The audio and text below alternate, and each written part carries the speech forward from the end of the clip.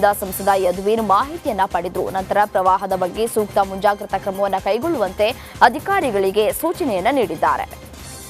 ಪರಿಹಾರ ಕೊಡೋದಕ್ಕಾಗಿ ಒಂದು retaining wall ಕೂಡ ನಿರ್ಮಾಣವನ್ನು ಮಾಡ್ತಾ ಇದ್ದೀವಿ. ಸರ್, ಕುಶಾಲನಗರ ವ್ಯಾಪ್ತಿ ಲಾಂಗ್ ಟರ್ಮಲ್ಲಿ ನಾವು ಇಂಥ ಬಡಾವಣೆಗಳೆಲ್ಲ ಅದಕ್ಕೆ ಅನುಮತಿ ಕೊಡುವಾಗ ಸರಿಯಾಗಿ ಸೈಂಟಿಫಿಕ್ ಆಗಿ ಅವರು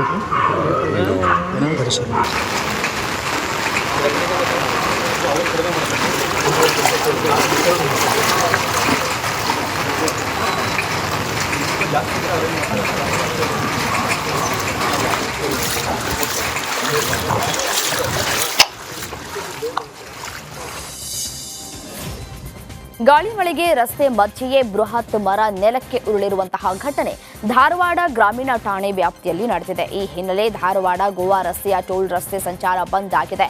ಸದ್ಯ ವಾಹನ ಸವಾರರು ಪ್ರಾಣಾಪಾಯದಿಂದ ಪಾರಾಗಿದ್ದು ತೆರವು ಕಾರ್ಯ ನಡೀತಾ ಇದೆ.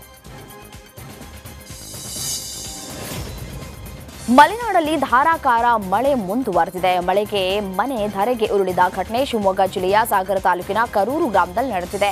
ಈ ಮನೆಯ ಬೀರಾನಾಯಕ ಎಂಬುವವರಿಗೆ ಸೇರಿದ್ದು ಅದೃಷ್ಟವಶಾತ್ ಯಾವುದೇ ಪ್ರಾಣಾಪಾಯ ಸಂಭವಿಸಿಲ್ಲ. ಕಾರವಾರದ ಶಿರೂರು ಬಳಿ ಕುಸಿದ ಗುಡ್ಡದ ಮಣ್ಣಿನಡಿ ಲಾರಿ ಚಾಲಕನ ಜೀವನ ಮರಣ ಹೋರಾಟ ಮುಂದುವರೆದಿದೆ. ಅಂದು ಗುಡ್ಡ ಕುಸಿದು 2 ಗ್ಯಾಸ್ ಟ್ಯಾಂಕರ್ಗಳು ನೀರಲ್ಲಿ ಕೊಚ್ಚಿ ಹೋಗಿದ್ವು. ಆದರೆ ಈ ಪೈಕಿ ಒಂದು ಲಾರಿ ಮಣ್ಣಿನ ಅಡಿಯಲ್ಲೇ ಸಿಲುಕಿಕೊಂಡಿದೆ. ಅದೇ ಲಾರಿಯಲ್ಲಿದ್ದ ಚಾಲಕ ಕೂಡ ಮಣ್ಣಿನಡಿ ಸಿಲುಕಿರುವ ಸಾಧ್ಯತೆ ಇದೆ. ಗುಡ್ಡ ಕುಸಿದ ಮರುದಿನ ಬೆನ್ಸ್ ಕಂಪನಿಯ ಲಾರಿಯಲ್ಲಿದ್ದ ಚಾಲಕನ ಮೊಬೈಲ್ ಸ್ವಿಚ್ ಆಫ್ ಆಗಿದೆ. ಬಳಿಕ ಅನುಮಾನ ಬಂದು ಲಾರಿ ಎಲ್ಲಿದೆ ಅಂತ ಕಂಪನಿಯವರು ಲೊಕೇಶನ್ ಅನ್ನು ಟ್ರ್ಯಾಕ್ ಮಾಡಿದ್ದಾರೆ. ಈ ವೇಳೆ ಗುಡ್ಡ ಕುಸಿದ ಜಾಗದಲ್ಲೇ ಲಾರಿಯ ಲೊಕೇಶನ್ ತೋರಿಸಿದೆ. ಅಷ್ಟೇ ಅಲ್ಲ, ನಿನ್ನೆ ಲಾರಿ ಚಾಲಕನ ಮೊಬೈಲ್ ಮತ್ತೆ ಸ್ವಿಚ್ ಆನ್ ಆಗಿದೆಯಂತೆ. ಕಾರವಾರದ ಶಿರೂರು ಬಳಿ ಗುಡ್ಡ ಕುಸಿದ ದುರಂತ, ಮಣ್ಣಿನಡಿ ಲಾರಿ ಚಾಲಕನ ಜೀವನ ಮರಣ ಹೋರಾಟ ಮುಂದುವರೆದಿದೆ.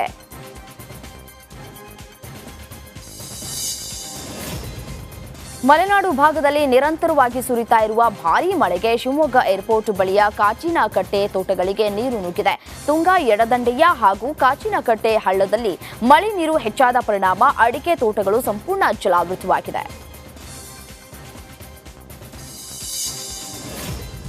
ಗ್ರಾಮ ಲೆಕ್ಕಾಧಿಕಾರಿ ಕಾರಲ್ಲಿ ಅಕ್ರಮವಾಗಿ ಸಾಗಿಸ್ತಾ ಇದ್ದಂತಹ 1,10,00,000 ನಗದನ್ನ ವಶಕ್ಕೆ ಪಡೆಯಲಾಗಿದೆ. ಬೆಳಗಾವಿ ಜಿಲ್ಲೆಯ ರಾಮದುರ್ಗ ತಾಲೂಕಿನ ಹಲಗತ್ತಿ ಗ್ರಾಮದ ಚೆಕ್ಪೋಸ್ಟ್ನಲ್ಲಿ ಈ ಘಟನೆ ನಡೆದಿದ್ದು, ನಿಪ್ಪಾಣಿ ಗ್ರಾಮ ಲೆಕ್ಕಾಧಿಕಾರಿ ವಿಠ್ಠಲ ಶಿವಪ್ಪ ಡವಳೇಶ್ವರ ಎಂಬುವವರ ಕಾರಲ್ಲಿ ಹಣ ಸಾಗಾಟ ಮಾಡಲಾಗ್ತಾ ಇತ್ತು.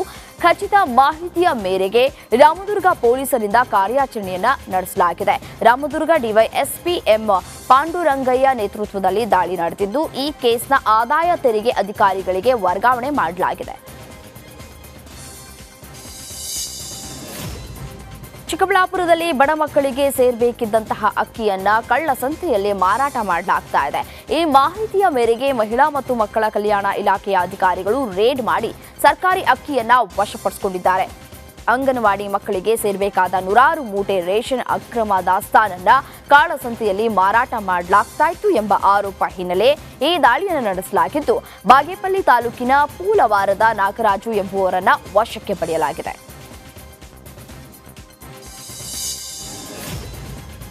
ಕಲುಷಿತ ನೀರು ಸೇವಿಸಿ 14 ಜನ ಅಸ್ವಸ್ಥಗೊಂಡಿದ್ದಾರೆ. ಯಾದಗಿರಿ ಜಿಲ್ಲೆಯ ಸುರಪುರ ತಾಲೂಕಿನ ಮೂದನೂರು ಗ್ರಾಮದಲ್ಲಿ ಈ ಘಟನೆ ನಡೆದಿದೆ. ನೀರು ಕುಡಿದ ಬಳಿಕ ವಾಂತಿ ಮಾಡಿಕೊಂಡ 14 ಜನರು ಕೆಂಭಾವಿ ಸಮುದಾಯ ಆರೋಗ್ಯ ಕೇಂದ್ರದಲ್ಲಿ ಚಿಕಿತ್ಸೆಯನ್ನು ಪಡಿತಾ ಇದ್ದಾರೆ. ಇನ್ನು ಆಸ್ಪತ್ರೆಗೆ ಟಿಎಚ್ಒ ಡಾಕ್ಟರ್ ಆರ್ವಿ ನಾಯಕ ಭೇಟಿ ನೀಡಿ ಚಿಕಿತ್ಸೆ ಪಡೆಯುತ್ತಾ ಇರುವವರ ಆರೋಗ್ಯವನ್ನು ವಿಚಾರಿಸಿದ್ದಾರೆ. ತುಂಡಾಗಿ ಬಿದ್ದಿದ್ದ ವಿದ್ಯುತ್ ತಂತಿ ತಗುಲಿ ವಿದ್ಯಾರ್ಥಿನಿ ದಾರುಣವಾಗಿ ಸಾವನ್ನಪ್ಪಿದ್ದಾಳೆ. ಮಂಗಳೂರು ಹೊರವಲಯದ ಗುರುಪುರ ಕಲ್ಲಕಲೆಂಬಿ ಈ ಬಳಿ ಘಟನೆ ನಡೆದಿರುವಂತದ್ದು. ಆಶ್ಮಿ ಶೆಟ್ಟಿ ಎಂಬ ವಿದ್ಯಾರ್ಥಿನಿ ಬಲಿಯಾಗಿದ್ದು, ಮೃತ ದುರ್ದೈವಿ ಮಂಗಳೂರಿನ ಖಾಸಗಿ ಕಾಲೇಜು ಒಂದರಲ್ಲಿ ಸಿಎ ವ್ಯಾಸಂಗವನ್ನ ಮಾಡ್ತಾ ಇದ್ಲು.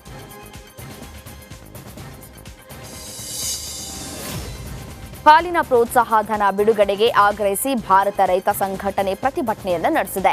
ಧಾರವಾಡದ ಕೆಎಂಎಫ್ ಎದುರು ರೈತ ಸಂಘಟನೆಗಳು ಧರಣಿಯನ್ನ ಮಾಡಿದ್ರು. ರೈತರ ಸಂಕಷ್ಟಕ್ಕೆ ಸರ್ಕಾರ ಸ್ಪಂದಿಸ್ತಾ ಇಲ್ಲ ಅಂತ ಆಕ್ರೋಶವನ್ನ ಹೊರಹಾಕಿದ್ದು, ಧಾರವಾಡ, ಗದಗ ಹಾಗೂ ಉತ್ತರ ಕನ್ನಡ ಜಿಲ್ಲೆಗಳ ಹಾಲು ಒಕ್ಕೂಟ 13 ಕೋಟಿ ಬಾಕಿ ಉಳಿಸಿಕೊಂಡ ಹಿನ್ನೆಲೆ ಸರ್ಕಾರದ ವಿರುದ್ಧ ಘೋಷಣೆಯನ್ನ ಕೂಗಿದ್ದಾರೆ.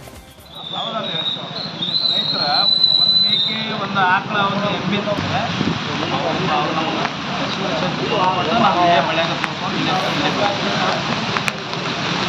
ವಿರೋಧಿ ರಾಜ್ಯ ಸರ್ಕಾರಕ್ಕೆ, ರೈತ ವಿರೋಧಿ ರಾಜ್ಯ ಸರ್ಕಾರಕ್ಕೆ, ಧಾರವಾಡ ಜಿಲ್ಲೆಗೆ 13 ಕೋಟಿ ಸಹಾಯಧನ ನೀಡಲಾರದ ರಾಜ್ಯ ಸರ್ಕಾರಕ್ಕೆ.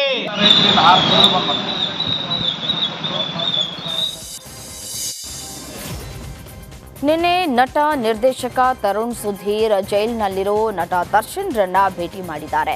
ತಮ್ಮ ಮದುವೆಗೆ ಬರುವಂತೆ ತರುಣ್ ಸುಧೀರ್ ಇನ್ವಿಟೇಷನ್ ಅನ್ನ ಕೊಟ್ಟಿದ್ದು, ಈ ವೇಳೆ ಮದುವೆಗೆ ಬರಲು ಸಾಧ್ಯವಾಗದ ಬಗ್ಗೆ ದರ್ಶನ್ ಹೇಳಿದ್ದಾರಂತೆ. ಅಲ್ಲದೆ ಮದುವೆ ಡೇಟ್ ಚೇಂಜ್ ಮಾಡೋದು ಬೇಡ ಅಂತಾನೂ ತಿಳಿಸಿದ್ದಾರಂತೆ. ಬೇಲ್ ಸಿಗೋದು ಡೌಟ್ ಅಂತ ಗೊತ್ತಾಗಿರೋ ಕಾರಣ ಫಿಕ್ಸ್ ಆಗಿರೋ ಡೇಟ್ನಲ್ಲಿ ಮದುವೆ ಆಗ್ಲಿ ಅಂತ ಗೆಳೆಯ ಸುಧೀರ್ಗೆ ದಾಸ ಹೇಳಿ ಕಳುಹಿಸಿದ್ದಾರಂತೆ. ಏನಿಲ್ಲ, ಅವ್ರು ಯಾವಾಗಲೂ ನಾನು ಯಾವ ಸ್ಮೈಲಲ್ಲಿ ನೋಡಿ ರಿಯಾಕ್ಟ್ ಮಾಡ್ತಿದ್ರು ಅದೇ ಒಂದು ಸ್ಮೈಲಲ್ಲೇ ಅದೇ ಹೇಳಿಲ್ಲ. ಅವ್ರಿಗಿಂತ ನಮಗೆ ಒಳಗೆ ವೀಕ್ ಆಗಿದ್ದೀವಿ ನಾವು ಕಂಪ್ಯಾರಿಟಿವ್ಲಿ. ಸರ್ ಏನಿಲ್ಲ, ಬೇಸಿಕ್ಲಿ ಹೇಗಿದ್ದಾರೆ ಅವ್ರ ಹೆಲ್ತು ಅದ್ರ ಬಗ್ಗೆನೇ ಚರ್ಚೆ ಆಗಿದ್ದು. ಏನಿಲ್ಲ ಮಗನೇ ಆರಾಮಾಗಿದ್ದೀನಿ, ಸ್ವಲ್ಪ ಜ್ವರ ಇತ್ತು, ಇವಾಗ ಬೆಟರ್ ಆಗ್ತಾ ಇದ್ದೀನಿ, ನಾನು ಏನು ತೊಂದರೆ ಇಲ್ಲ ಅನ್ನೋ ಥರನೇ ಹೇಳಿದ್ರು. ಸೊ ಅಷ್ಟೇ, ಬೇಸಿಕ್ಲಿ ಅದ್ರ ಬಗ್ಗೆನೇ ಮಾತಾಡಿದೆ ಹೊರತು ಇನ್ನೇನು ಬೇರೆ ಆ ಥರ ಮದುವೆ ಬಗ್ಗೆ ಅದು ಅವ್ರಿಗೆ ಮುಂಚೆನೇ ಗೊತ್ತಿದ್ದು ವಿಷಯನೇ. ಸೊ ಅದು ನನ್ನ ಮನಸ್ಸಲ್ಲಿ ತೊಳಲಾಟ ಇತ್ತು. ಅವರು ಯಾವುದೇ ಕಾರಣಕ್ಕೂ ನೀನು ಡೇಟ್ ಚೇಂಜ್ ಮಾಡಬಾರ್ದು, ಏನಿದೆ ನೀನು ಆ ಡೇಟಲ್ಲೇ ಮಾಡ್ಕೋ, ನಾನು ಬರ್ತೀನಿ, ನೀನು ಆರಾಮಾಗಿರು ಅನ್ನೋ ಥರನೇ ಅವ್ರಿಗೊಂದು ನಂಬಿಕೆ ಇದೆ. ಇದೇ ನಾವು ಹೇಳಿದ್ವಲ್ಲ ಸರ್, ನಮಗೆ ಅವ್ರೇನು ತಪ್ಪು ಮಾಡಿಲ್ಲ ಅನ್ನೋದೇ ನಾವು ನಂಬಿಕೆನಲ್ಲೇ ಇದ್ದೀವಿ. ಸೊ ಹಾಗೆ ಆಗಲಿ ಅಂತಲೇ ಪ್ರೇ ಮಾಡ್ತೀವಿ. ಇಲ್ಲ ಸರ್, ಅದೇನು ರೂಲ್ಸ್ ಪ್ರಕಾರದಲ್ಲಿ ಏನಿದೆ, ಸೊ ಆ ವಿಸಿಟಲ್ಲಿ ನಾವು ತಮ್ಮ ಮದುವೆಗೆ ಬರಲಿಕ್ಕೆ ಸಾಧ್ಯ ಅದಕ್ಕೆ ಅದ್ರದ್ದು ಸರ್, ಅದು ನನಗೆ ಗೊತ್ತಿಲ್ಲ, ಅದನ್ನು ಐಡಿಯಾ ಇಲ್ಲ. ಅಷ್ಟು ಅದಕ್ಕೆ ಮುಂಚೆನೇ ಬರ್ತಾರೇನೋ ನಂಬಿಕೆ ಇದೆ ಸರ್. ನಾನು ಆ ಡೇಟ್ಗಿಂತ ಮುಂಚೆ ಬರ್ತಾರೆ ಸರ್. ಇಲ್ಲೆಲ್ಲ ಏನು ತಗೊಂಡು ಸಿಲಿಂಡರ್ ಬ್ಲಾಸ್ಟ್ ಆಗಿ ಮನೆ ಸಂಪೂರ್ಣ ಧ್ವಂಸವಾಗಿರುವ ಘಟನೆ ಚಿತ್ರದುರ್ಗ ತಾಲೂಕಿನ ಬೋಗಳೇರಹಟ್ಟಿ ಗ್ರಾಮದಲ್ಲಿ ನಡೆದಿದೆ. ಸಿಲಿಂಡರ್ ಸ್ಫೋಟದ ತೀವ್ರತೆಗೆ ಮನೆಯ ಮೇಲ್ಚಾವಣಿ ಮುರಿದು ಬಿದ್ದಿದ್ದು, ಹೆಂಚುಗಳು ಒಡೆದು ಗೃಹೋಪಯೋಗಿ ವಸ್ತುಗಳೆಲ್ಲ ಹಾಳಾಗಿದೆ. ಗ್ರಾಮದ ವೀರೇಶ್ ಎಂಬುವವರ ಮನೆಯಲ್ಲಿ ಈ ಘಟನೆ ನಡೆದಿದೆ.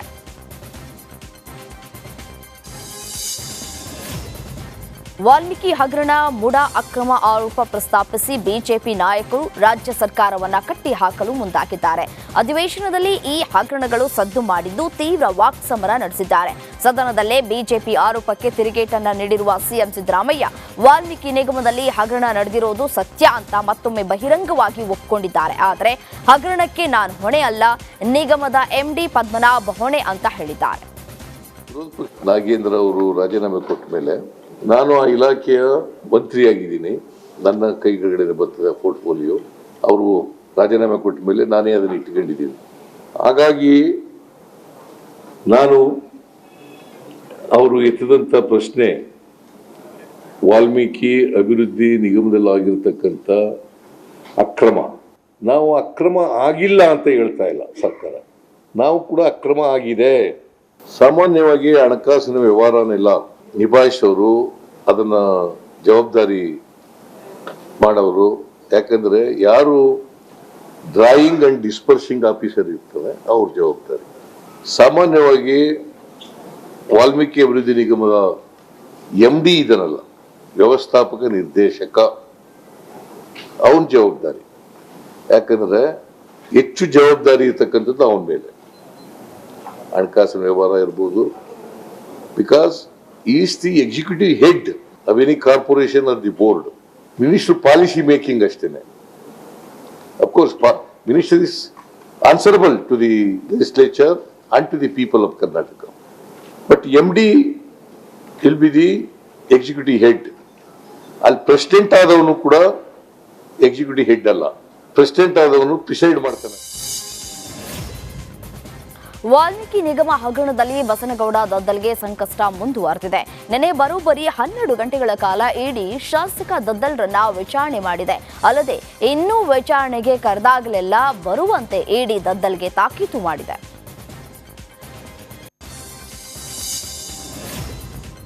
ಪರಿಶಿಷ್ಟ ಪಂಗಡಗಳನ್ನ ಅಭಿವೃದ್ಧಿ ಮಾಡಬೇಕಿದ್ದ ಹಣ ಕಾಂಗ್ರೆಸ್ ಪಕ್ಷದ ಬೋಗಸ್ ಗ್ಯಾರಂಟಿ ಕಾರ್ಡ್ ಪ್ರಿಂಟ್ ಮಾಡುವುದಕ್ಕೆ ಬಳಕೆಯಾಗಿದೆ ಅಂತ ವಿಪಕ್ಷ ನಾಯಕ ಆರ್ ಅಶೋಕ್ ವಾಗ್ದಾಳಿ ನಡೆಸಿದ್ದಾರೆ. ಕೆಪಿಸಿಸಿ ಅಧ್ಯಕ್ಷ ಡಿಕೆ ಶಿವಕುಮಾರ್ ಅವರೇ, ನಿಗಮದ ಹಣವೇನು ನಿಮ್ಮ ಪಕ್ಷದ ಪಾರ್ಟಿ ಫಂಡ್ ಅಂದ್ಕೊಂಡಿದ್ದೀರಾ ಅಂತ ಗುಡುಗಿದ್ದಾರೆ.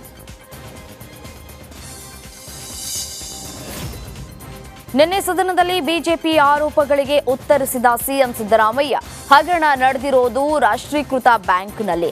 ಆದುದರಿಂದ ಕೇಂದ್ರ ಹಣಕಾಸು ಸಚಿವೆ ನಿರ್ಮಲಾ ಸೀತಾರಾಮನ್ ರಾಜೀನಾಮೆ ನೀಡಬೇಕಲ್ವಾ ಅಂತ ಪ್ರಶ್ನೆ ಮಾಡಿದ್ದಾರೆ.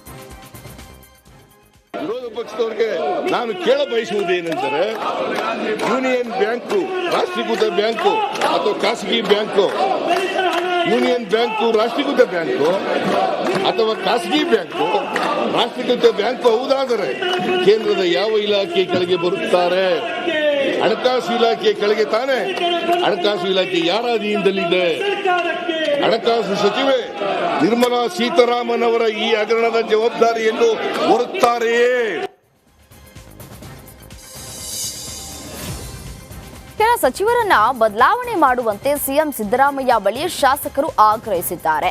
ಬೆಂಗಳೂರಿನ ಖಾಸಗಿ ಹೋಟೆಲ್ನಲ್ಲಿ ನಡೆದ ಸಿಎಲ್ಪಿ ಮೀಟಿಂಗ್ನಲ್ಲಿ ಕೆಲ ಶಾಸಕರು ಈಗಿರುವ ಒಂದಿಷ್ಟು ಮಂದಿ ಸಚಿವರ ವಿರುದ್ಧ ಅಸಮಾಧಾನವನ್ನ ವ್ಯಕ್ತಪಡಿಸಿದ್ದಾರಂತೆ. ಸಚಿವರ ಕಾರ್ಯವೈಖರಿ ಹಾಗೂ ನಿರ್ಲಕ್ಷ್ಯ ಧೋರಣೆಯಿಂದ ಬೇಸತ್ತು ಹೋಗಿದ್ದೇವೆ ಅಂತ ಸಿಎಂ ಬಳಿ ದೂರಿದ್ದಾರೆ. ವಿಜಯನಗರ ಡಿಸಿ ಎಂಎಸ್ ದಿವಾಕರ್ಮ ಮಕ್ಕಳಿಗೆ ಮೇಸ್ಟರ್ ಆಗಿದ್ದಾರೆ. ಪಿಂಜಾರ್ ಹೆಗ್ಡಾಳ್ ಗ್ರಾಮದ ಸರ್ಕಾರಿ ಶಾಲೆಯಲ್ಲಿ ಪುಸ್ತಕ ಹಿಡಿದು ಮಕ್ಕಳಿಗೆ ಪಾಠವನ್ನ ಮಾಡಿದ್ದಾರೆ. ಈ ವೇಳೆ ಮಕ್ಕಳಿಗೆ ನೀಡುವ ಆಹಾರ ಪದಾರ್ಥಗಳನ್ನು ಪರಿಶೀಲಿಸಿದ್ದಾರೆ. ಅಲ್ಲದೆ ಶಾಲಾ ಮಕ್ಕಳಲ್ಲಿ ಉತ್ತಮ ಫಲಿತಾಂಶ ಬರುವ ನಿಟ್ಟಿನಲ್ಲಿ ಕೆಲಸ ಮಾಡಿ ಅಂತ ಶಿಕ್ಷಕರಿಗೆ ಸೂಚಿಸಿದ್ದಾರೆ. 2 ಬೈಕ್ಗಳ ಮಧ್ಯೆ ಭೀಕರ ಅಪಘಾತವಾಗಿ 2 ಸವಾರರು ಸ್ಥಳದಲ್ಲೇ ಮೃತಪಟ್ಟಿರುವ ಘಟನೆ ಬೆಳಗಾವಿಯ ಸವದತ್ತಿ ತಾಲೂಕಿನ ಹಿರೇಕುಂಬಿ ಬಳಿ ನಡೆದಿದೆ. ಘಟನೆಯಲ್ಲಿ ಗಾಯಗೊಂಡ 2 ಹಿಂಬದಿ ಸವಾರರನ್ನ ವೈದ್ಯಕೀಯ ಚಿಕಿತ್ಸೆಗೆ ಸ್ಥಳೀಯರು ಆಸ್ಪತ್ರೆಗೆ ದಾಖಲು ಮಾಡಿದ್ದಾರೆ. ಇನ್ನು ಸ್ಥಳಕ್ಕೆ ರಾಮದುರ್ಗ ಡಿವೈಎಸ್ಪಿ ಪಾಂಡುರಂಗಯ್ಯ ಹಾಗೂ ಸವದತ್ತಿ ಸಿಪಿಐ ಡಿಎಸ್ ಧರ್ಮಟ್ಟಿ ಭೇಟಿ ನೀಡಿ ಪರಿಶೀಲನೆಯನ್ನು ನಡೆಸಿದ್ದಾರೆ. ಬೆಂಗಳೂರಿನ ನಾಯಂಡಹಳ್ಳಿ ಮೆಟ್ರೋ ನಿಲ್ದಾಣದ ಬಳಿ ಕಾರು ಹೊತ್ತಿ ಉರಿದಿದೆ. ನಡು ರಸ್ತೆಯಲ್ಲೇ ಕಾರು ಧಗಧಗಿಸಿದ್ದು, ಸ್ಥಳಕ್ಕೆ ತಕ್ಷಣವೇ ಅಗ್ನಿಶಾಮಕ ಸಿಬ್ಬಂದಿಗಳು ಧಾವಿಸಿ ಬೆಂಕಿಯನ್ನ ನಂದಿಸಿದ್ದಾರೆ.